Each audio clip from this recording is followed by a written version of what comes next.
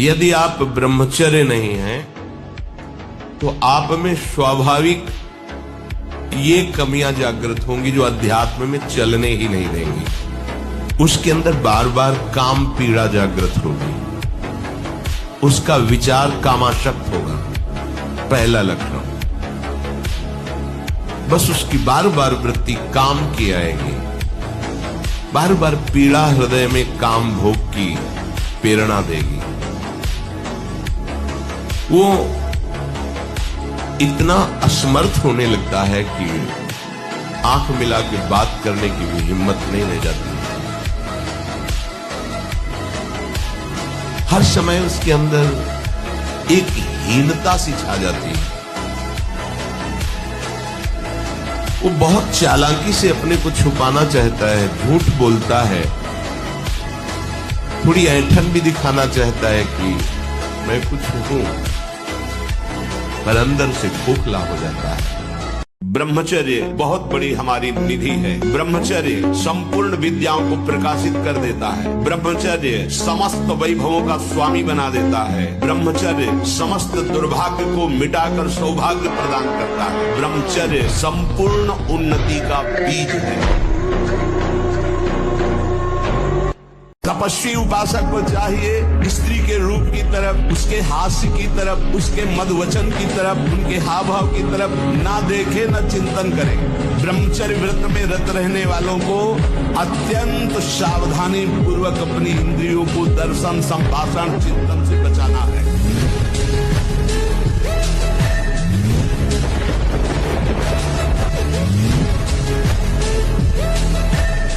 कसम खाने से ब्रह्मचर्य नहीं रुकता, सात्विक भोजन पाने से रुकता है। मोबाइल से गंदी बातें मत देखो, हस्त मैथुन करने की चेष्टा मत करो। सुबह 2-3 किलोमीटर दौड़ लगाओ, 15-20 मिनट दंड बैठक मारो, बढ़िया शीतल जल पियो, तो कुछ दिनों में ब्रह्मचर्य ठीक हो जाएगा।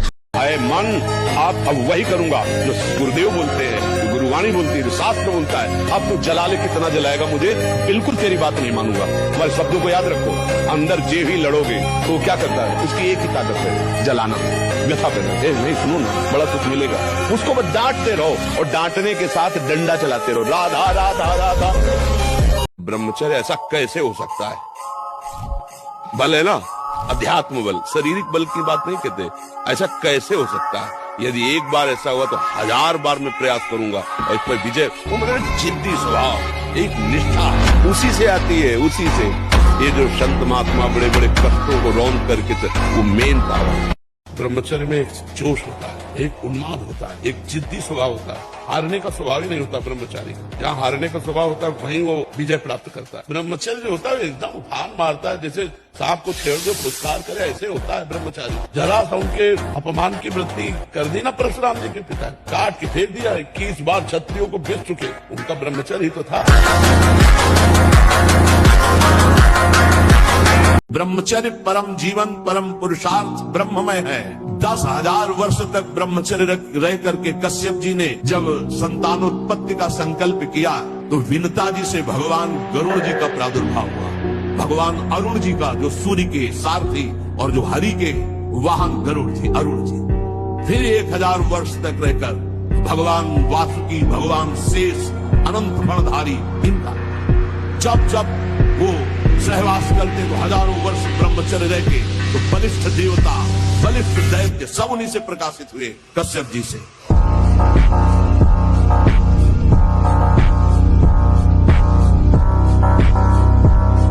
जिसे ब्रह्मचर्य रहना है उसे शरीर को चिकना बनाना, श्रृंगार करना, यह सब छोड़ देना चाहिए। अभी कुछ दिन बाद शरीर छूट जाएगा, फिर लकड़ी में जलेगा भाई। चाहे जितना इसे पाउडर लगा लो, चाहे जितना इत्र छिड़क लो, आग में जले कुछ दिन। बोले कुछ दिन क्यों, अभी तो हम 30-40 साल ऐसे निकल गए। ऐसे अब पता नहीं 30-40 साल हैं कि नहीं है, ऐसे निकल जाएंगे। अपने शरीर को ज्यादा श्रृंगार, सुख, सुविधा, प्यार मत दो। जितने से भजन बन जाए, धर्म बने, उतना ही दो। हम कहते हैं आप ब्रह्मचर्य रह के देखो और नाम जप करो, बड़ी बड़ी विपत्तियों को रौंद के न निकल जाओ। तो हमसे बताओ, ब्रह्मचर्य वो पावर है जो आपकी सोच को पॉजिटिव करता है। लोग समझ नहीं पा रहे। और ब्रह्मचर्यहीनता जहाँ जैसे जैसे आती जाएगी, आपकी सोच निगेटिव होती चली जाएगी। निगेटिव सोच ही मृत्यु है और पॉजिटिव सोच ही जीवन है। केवल जागृत में संसार का चिंतन छोड़ के भगवान का चिंतन करो तो आप देखो इंद्रियां अमरत्व वाला तुम्हें आनंद देंगी, अविनाशी आनंद देने लगेगी। तो हम सबसे प्रार्थना करते हैं, ब्रह्मचर्य का नियम नहीं तो इन आसनों पे बैठने की भूल न करें। गृहस्थ सुखासन पर बैठे पलथी अलती पलथी मार करके ऐसे आराम से सुखासन पर अभ्यास करे। 30 मिनट, 40 मिनट, 48 मिनट शांत भाव से मंत्राकार वृत्ति करने का, ये सब सही है।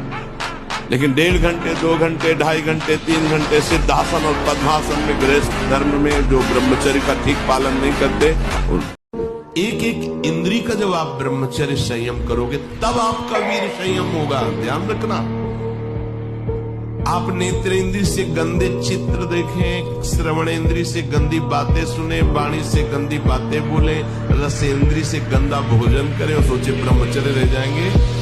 बिल्कुल नहीं, कदापि नहीं। ब्रह्मचर्य कोई खिलवाड़ नहीं है।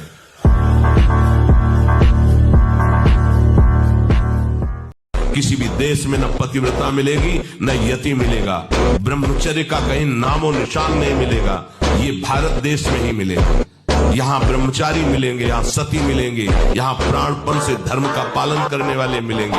अब हमारे जो नई पीढ़ी है वो आधुनिकता को स्वीकार कर रहेगी।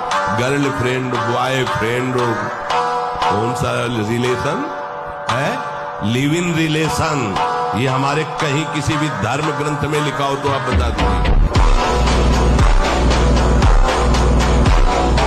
मन, प्राण और वीर, ये तीनों का एक तारतम्य है। एक कंट्रोल में हो जाए तो ये दोनों कंट्रोल में हो जाए और आपका ब्रह्मचर्य ठीक है। स्वाभाविक बिना प्रयास के आपका मन एक शीतल, एक गंभीर, एक शांत, जहां लगाना चाहो एकदम तुरंत लग जाएगा। विक्षेप नहीं, अभ्यास और ब्रह्मचर्य। अगर आप 5 वर्ष ब्रह्मचर्य रहे केवल इसलिए कि जो हमारी संतान हो वो बहुत देशभक्त, हरिभक्त, बलवान, विद्वान, ज्ञानवान हो और आप नियम से दोनों भजन करो और 5 वर्ष बाद गर्भाधान करके संतान उत्पत्ति के शास्त्र सिद्धांत अगर वो महापुरुष न पैदा हो तो बताना।